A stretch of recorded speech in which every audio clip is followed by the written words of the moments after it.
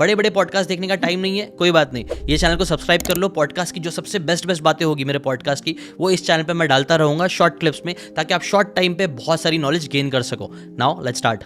कई सारे लोग है ना, मुझे लॉ ऑफ अट्रैक्शन से रिलेटेड मैं वीडियो बनाते रहता हूँ, और लोग बोलते हैं कई बार कि ये सब फालतू है, इससे कुछ होता नहीं है, ये NLP ये सब कुछ काम की चीज़ नहीं है। बट आप इतने साल से कर रहे हो, तो आपका इसके ऊपर क्या ओपिनियन, आपकी स्टोरी क्या है, क्यों आप इसी फील्ड को आपने चुना rather than doing something else? क्योंकि मेरे हिसाब से जब आप कर रहे थे तब तो और ज़्यादा लोग बैकफुट पे होंगे ना, उनको और ज़्यादा ये चीज़ ख़राब लगती होगी। अब तो चलो आजकल मैं देखता हूँ सेलिब्रिटीज़ लोग और कई सारे लोगों के ना लॉ ऑफ अट्रैक्शन से रिलेटेड ऐसे स्टोरीज दिखते रहती है कि मैं ऐसा विजुअलाइजेशन करती थी और आज ये हो गया। तो आज तो मतलब काफ़ी लोग मानते हैं फिर भी, बट मुझे लगता है आप जब स्टार्ट किए होंगे तब तो और लोग बैकफुट पे होंगे कि ये क्या है ना? बिल्कुल ऐसा ही है। आप ये समझिए कि जीशान साहब, मैंने कभी ये नहीं सोचा था कि मैं कोच बनूंगा या ट्रेनर बनूंगा। मैं बेसिकली अपनी लाइफ से जूझ रहा था। आई वाज 33 जब मुझे डॉक्टर ने कहा कि तुम खड़े नहीं हो पाओगे बिकॉज तुम्हें रियोमेटॉइड अर्थराइटिस हो गया है। पैर सूज जाते थे, घुटने सूज जाते थे, कभी उस पर गर्म पानी, कभी उस पर नमक और कभी स्टेरॉयड खाने पड़ते थे। उसी चक्कर में बाल भी निकल गए थे, एलोपीसिया हो गया था, और माइग्रेन का मैं बचपन का शिकार था बिकॉज कुछ ट्रॉमास थे लाइफ के बचपन में ही। और उसके बाद पेप्टिक अल्सर की वजह से मुझे MSc बीच में छोड़नी पड़ी थी। तो ये सब चीज़ें थी और मैं लाइफ को जीना चाहता था बिकॉज एक फैमिली की रेस्पॉन्सिबिलिटी थी। आप 33 साल की उम्र में you are a father of 2 kids, wife is there. तो तब मैंने शायद मैनिफेस्ट किया था कि मुझे कोई ना कोई चीज़ ऐसी चीज़ ज़रूर मिलेगी जिसको मैं यूज़ करूँगा। और तब मेरी लाइफ में न्यूरो लिंग्विस्टिक प्रोग्रामिंग नाम का एक कॉन्सेप्ट आया और मैंने उस कॉन्सेप्ट के ऊपर प्रैक्टिकली काम करना शुरू किया। कुछ लोग मुझे मिले जो उसके बारे में थोड़ा सा जानते थे, मैंने उनसे ही थोड़ा सा सीखना शुरू किया। कुछ और कॉन्सेप्ट को मैंने और स्टडी किया, और आप यकीन नहीं करेंगे कि एट द एज ऑफ 34 मैं अपने आप को कम्प्लीटली हील कर चुका था। अब तक मुझे तब से सर दर्द नहीं हुआ, माइग्रेन की बात छोड़िए, मुझे पेप्टिक अल्सर की बात छोड़िए, मुझे एसिडिटी नहीं होती, ना ही मैं घंटों तक, अगर 2 दिन भी मैं भूख खाना ना खाऊं तो मुझे कोई भूख परेशान नहीं करती, और ना ही मुझे ब्लोटिंग होती अगर कुछ खा लेता हूं तो। ना ही आप ये समझिए कि मैं 8-10 किलोमीटर पैदल चल लेता हूँ रोज़, और ना ही मुझे अब पैरों में दर्द होता है। एनर्जी आप ये समझिए कि अब आई एम कंप्लीटिंग 64। अच्छा, अरे अब लगते नहीं है ज़रा भी 60। ये सब उसी का है। मेरे बाल भी निकल गए थे तो ये सब उसी से मैनिफेस्ट किया है। या फिर आप ये समझिए कि पावर ऑफ सबकॉन्शियस माइंड, इसके ऊपर बात तो बहुत लोग करते हैं, अवचेतन की शक्ति बढ़ाइए, पर रेयरली लोग जानते हैं कि अवचेतन करता कैसे है काम, या सबकॉन्शियस काम कैसे करता है। जब मैंने इसकी गहराई को समझा और इसको अप्लाई करना शुरू किया, तो आप यूँ समझिए कि मैंने अब तक बहुत सा ये समझिए कि 1.5 मिलियन से अधिक लोगों को तो सामने से इम्पैक्ट दिया है। हाँ, और बाकी जो मेरी वर्कशॉप्स में आए हैं, पेड वर्कशॉप में आए हैं, अभी भी ऑनलाइन वर्कशॉप चलती हैं कई तरह की, करीब 400 से ज़्यादा मैंने 3 बैच में ट्रेनर्स पैदा करने का मतलब है कि क्रिएट कर दिया इंडिया के लिए, जो आज वो ट्रांसफॉर्म कर रहे हैं। तो एक्चुअली हाँ, राइट। और वो सब लोग आज काफ़ी सारे अपनी स्टोरीज़ के थ्रू काफ़ी सारे लोगों को इम्पैक्ट कर रहे हैं, उनकी स्टोरीज इम्पैक्ट कर रही है। मैं ना एक क्वेश्चन ये पूछना चाहूँगा, NLP एक चीज़ है, न्यूरो लिंग्विस्टिक प्रोग्रामिंग, मोटा मोटा मुझे लगता है, मुझे भी समझ में आता है, बट टू बी ऑनेस्ट मुझे भी नहीं लगता कि मैं डेप्थ में एकदम समझता हूँ इस चीज़ को। और अगर मैं नहीं समझता हूँ, मुझे लगता है बहुत सारे व्यूवर्स होंगे जो इस चीज़ को नहीं समझते हैं। तो आप सिंपल भाषा में इसे एक्सप्लेन कर सकते हो कि बिल्कुल, NLP है क्या, और बिल्कुल, क्या बिल्कुल। ये काम करती है? लाइक आपने अपनी स्टोरी बताई कि आप 33 में इतने सारे प्रॉब्लम्स में आप जूझ रहे थे, आपको फिजिकली और मेंटली काफ़ी इश्यूज चल रहे थे, फिजिकली ज़्यादा बीमारियां हैं, सारी चीज़ें। आपने 1 साल ऐसा क्या क्या चीज़ें करी जिससे आपको मतलब काम किया? आपने NLP यूज़ किया तो वो कैसे यूज़ किया और वो है क्या? बेसिकली उसमें होता यह है कि हम जब पैदा होते हैं तो हमारे पास एक माइंड होता है जिसमें हम 80 बिलियन ब्रेन सेल्स के साथ आते हैं। जो आप ब्रेन के ऊपर एक चिपचिपा सा मैटर देखते हैं, वो बेसिकली हमारी ब्रेन सेल्स हैं। एक सैंड के ग्रेन में, यानी कि एक रेत के दाने में, इतने स्पेस में 1 लाख से अधिक हमारी ब्रेन सेल्स आ जाती हैं। 80 बिलियन होती है टोटल, 86 बिलियन के करीब होती हैं। उनकी खास बात ये होती है कि हर एक ब्रेन सेल की जो मेमोरी है या मेमोरी स्पेस है, वो 82 GB के करीब लोग बताते हैं कि इतना बड़ा स्पेस हम लेकर आते हैं। तो जब हम पैदा होते हैं, एक हमारा ब्रेन होता है, हमारे पास माइंड होता है, जिसमें हमारे पास कुछ एक इंस्क्रिप्शन पड़े होते हैं कि हमारा ब्लड कैसे चलेगा, हमारा हार्ट कैसे बढ़ेगा, हमारी हड्डियाँ कैसे बढ़ेंगी, हमारी स्किन कैसी होगी। लेकिन इसके साथ साथ कुछ ब्रेन सेल्स में एक स्पेस दिया जाता है, जैसे आपके कंप्यूटर में D ड्राइव होता है। अच्छा, ओके। Goat my point. अब सवाल यह है कि जब हम बड़े होने लगते हैं तो एक हमारे पास माइंड है और एक हमारे पास बॉडी। बॉडी में 60 ट्रिलियन सेल्स हैं और ब्रेन में आपके 80 बिलियन न्यूरॉन यानी कि ब्रेन सेल्स हैं। इसे लेकर आप पैदा होते हैं। जब आप पैदा होते हैं तो कोई आपका कॉन्सेप्ट नहीं होता। अब धीरे धीरे दुनिया आपको कॉन्सेप्ट देती है, तुम ये नहीं कर सकते, तुमसे ये नहीं होगा, तुम अच्छे बच्चे हो, तुम खराब बच्चे हो। फिर आपकी लाइफ में कुछ इवेंट आने लगते हैं जिसको आप टर्म या उनको डिफाइन करने लगते हो। ये तो पेनफुल है, ये तो मेरे लिए ट्रॉमा है, ये तो ग्रीफ है। तो आपका जो स्पेस है ब्रेन का, जो खाली मिला था, वो भरने लगता है। उसकी खास बात यह है कि जो भी इन्फॉर्मेशन आपकी ब्रेन में जाएगी, एक भी ब्रेन सेल में जाएगी, वो सभी को बताएगी। इसे हम न्यूरल पाथवे कहते हैं। न्यूरल पाथवे एक मेडिकल टर्म है, यानी कि कोई भी मेमोरी है वो एक मेमोरी परसेप्शन की तरह आपको पड़ी है। अगर आप यहाँ से अपने घर जाएं अब शाम को, तो निश्चित रूप से आपको पता है कि कार कहाँ से मोड़नी है, कहाँ पार्क करनी है, इवन ठीक है ना, कितने स्टेयर्स कहाँ पर होंगे, लिफ्ट कहाँ पर है आपकी बिल्डिंग की। यानी कि सब कुछ एक न्यूरल पाथवे बना हुआ है। हमारे पास जब ग्रीफ आ जाता है या कोई अनवांटेड मेमोरीज आ जाती हैं, इवेंट आ जाती हैं, तो वो भी अपने एक नेटवर्क बना लेती हैं। और जो भी हमारे माइंड में नेटवर्क बनता है वो डायरेक्टली हमारे नर्वस सिस्टम को इम्पैक्ट करते हुए, न्यूरो का मतलब है नर्वस सिस्टम, जो 6,000 बड़े शहरों में जैसे मुंबई है, ऐसे 6,000 शहरों को इलेक्ट्रीफाई करने के लिए जितने वायर की ज़रूरत पड़ती है, इतना बड़ा हमारे पास नर्वस सिस्टम है।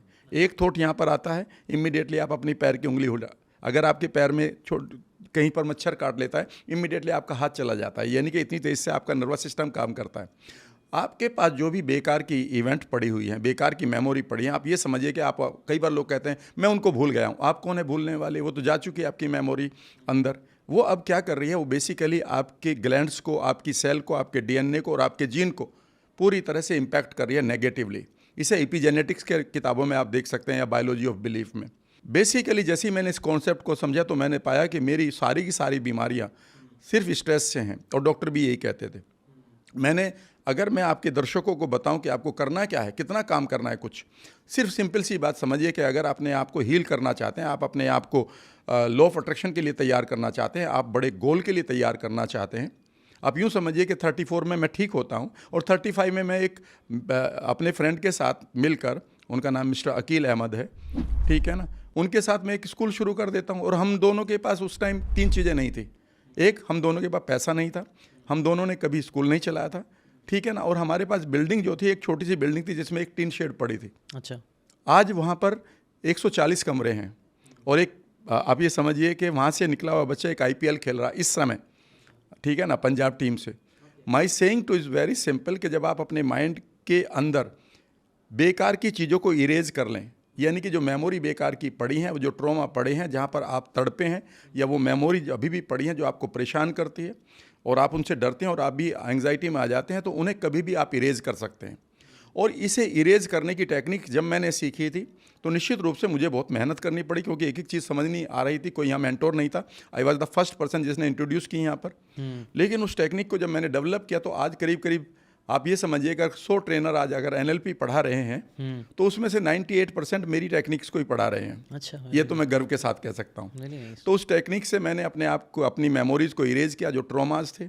तो पहली चीज़ आपको समझिए कि आप अपने पास्ट को डिसएम्पावर कर सकते हैं। इरेज भी नहीं कर सकते तो आप उसके इम्पैक्ट को ख़त्म कर सकते हैं।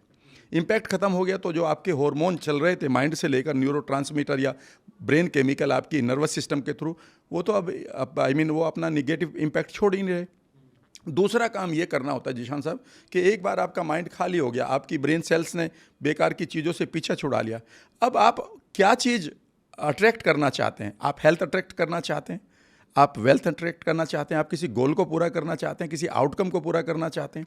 अब उसके पैटर्न को आपको अपने माइंड में डालना होगा। पैटर्न को डालने का नाम और पैटर्न को इरेज करने का नाम न्यूरो लिंग्विस्टिक प्रोग्रामिंग है। ओके। यानी कि आप अपने माइंड से बेकार के पैटर्न को आज ही पूरी तरह से इरेज कर सकते हैं अगर आप एक डिसीजन लेते हैं। NLP में सारी टेक्निक है और आज ही अगला ही पल आप ये कर सकते हैं कि उसमें बढ़िया सी इम्प्लांटेशन कर सकते हैं खूबसूरत चीज़ों की। Okay okay okay, got it, मुझे समझ में आ गया। जैसे अगर मोटा मोटा हम ये बोल रहे हैं कि हम कई बार हमारे एक्सपीरियंसेस के थ्रू कुछ पैटर्न क्रिएट कर लेते हैं कि यार ये दिखा तो डर जाना है, या फिर ये कर रहा है तो भागना है, बट हम वो पैटर्न जो बन चुका है उसके वजह से कई बार हमारे को तकलीफ होने लग जाती है, बीमारियां बन जाती है, इश्यूज हो जाते हैं। हमें वो पैटर्न को ब्रेक करना है और एक न्यू पैटर्न क्रिएट करना है ताकि पॉजिटिव डायरेक्शन में हम जा सके।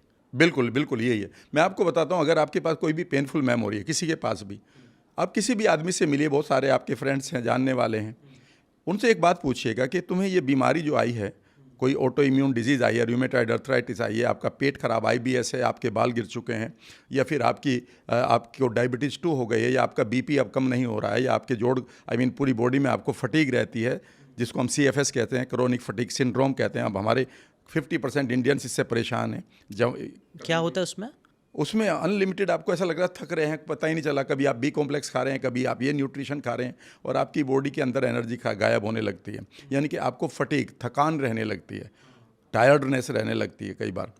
तो आप उनसे एक बात पूछिएगा कि भाई ये जब तुम्हें ये बीमारी जब आई थी, उस टाइम को याद करो, कहेगा यार ये 3 साल पहले, 4-5 साल पहले, या 2 साल पहले आई थी। और अगला सवाल पूछेगा कि उस समय आपकी लाइफ में क्या कोई तनाव चल रहा था? इस बीमारी से पहले 2 साल के अंदर क्या आप तनाव में थे? और वो एकदम से एक ही बात कहेगा, यस, मेरा रिश्ता ख़राब हो रहा था, या मुझे कोई मेरा पार्टनर परेशान कर रहा था, या मैं किसी फाइनेंशियल लॉस से गुजर रहा था, या मेरे साथ कोई ट्रॉमा हुआ है, या मैं अनवांटेड पैटर्न से परेशान था।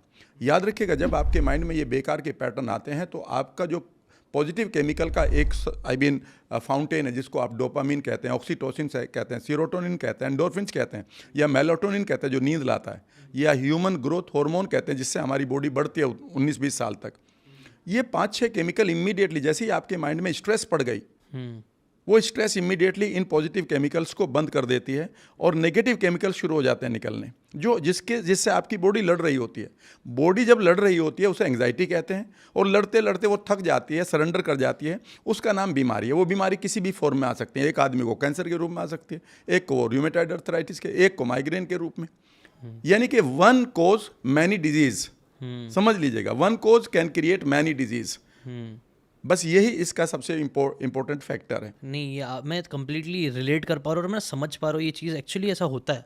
मैंने भी नोटिस किया है कि ना कई बार हमारे दिमाग से ही बहुत सारी चीज़ें होने लग जाती है। लाइक एक ही सिचुएशन कई बार एक इंसान को बहुत ज़्यादा थका देती है या गिरा देती है, और वही सिचुएशन कई बार लोगों को बहुत ऊपर लेके चले जाती है। और मैंने अपने रिश्तेदारों में या कहीं पे भी मैंने ऐसा नोटिस किया, कई बार ये चीज़ मैंने बोली भी है कि एक बार ना जब इंसान अपने दिमाग से हार जाता है तो कई बार वो जिंदा भी नहीं बचता है। बट क्योंकि और कई बार मतलब ऐसा हुआ भी है मेरे रिलेटिव्स में, वो लोग खुद से बोल देते कि मैं नहीं बचूंगी या नहीं मैं नहीं बचूंगा। Yes, very true. और मुझे ऐसा लगता है, आई डोंट नो, मुझे लगता है वो लोग दिमाग से पहले हार जाते हैं। हाँ। इसलिए फिर लोग जिंदगी से भी हार जाते हैं। आपका इसके ऊपर क्या ओपिनियन है? याद रखिएगा, जैसे ही अपने अंदर से एक थॉट आ गया और वो बिलीफ बन गया। अगर आपको ये बातें काम की लगी होगी तो do check out the full podcast यार, जाके देखो, डिटेल में चीज़ों को समझो, तब ज़्यादा अच्छे से समझ में आएगा, ज़्यादा अच्छे से आप अपनी ज़िंदगी में चीज़ें अप्लाई कर पाओगे। Thanks so much and subscribe this channel.